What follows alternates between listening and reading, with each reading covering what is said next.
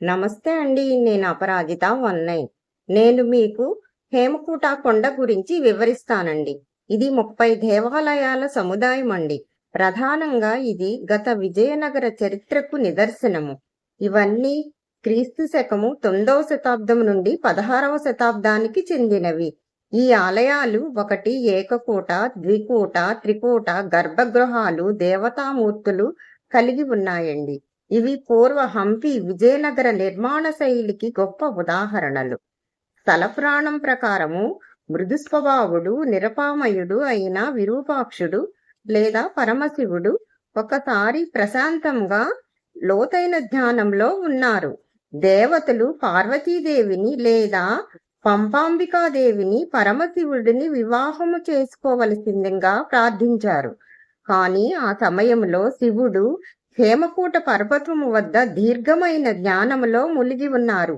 ఆ క్రమములో అతని తపస్సు భంగము చేయదలచి దేవతలు మన్మధుడిని పంపించారు. ప్రేమదేవుడైన మన్మధుడు అతని మన్మథ బాణాలను సంధించి శివుని యొక్క తపస్సుకు భంగం కలిగించాడు. శివుడు మన్మధుడి చర్యలకు కోపాద్రిక్తుడై తన 3వ కన్ను తెరిచి మన్మధుడిని భస్మం చేశారు.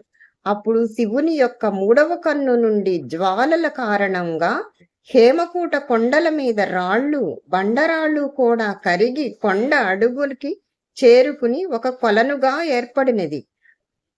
అది తరువాత మన్మథ హోండంగా పేర్కొనబడింది. దానిని మీకు నెక్స్ట్ వీడియోలో చూపిస్తానండి. ఒక చిన్న పురాతన విజయనగర ఆలయము హేమకూట కొండపై భాగంలో ఉంది. అది మూల విరూపాక్ష ఆలయముగా గుర్తించబడినది. స్థల పురాణం ప్రకారము పరమశివుడు ధ్యానించిన తరువాత ఆ ప్రాంతము నుండి ప్రస్తుత విరూపాక్ష ఆలయ ప్రాంతానికి కదిలి వెళ్ళినట్లు చెబుతుంది. కొండ ఎక్కటం కొంచెం కష్టంగానే ఉంటుందండి. మోకాళ్ల నొప్పులు కనుక ఉంటే ఆలోచించి ఎక్కండి. కొండపై నుంచి హంపి నగరము, విరూపాక్ష ఆలయము, తుంగభద్ర నది, అరటి తోటలు ఎంతో రమణీయంగా కనిపిస్తాయండి. చాలా బ్యూటిఫుల్ గా ఉంటుంది. మీరు హంపి వెళ్తే కనుక తప్పకుండా హేమకూట కొండపైన చూసి రండి.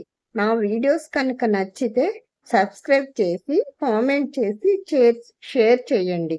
ఓం నమః శివాయ.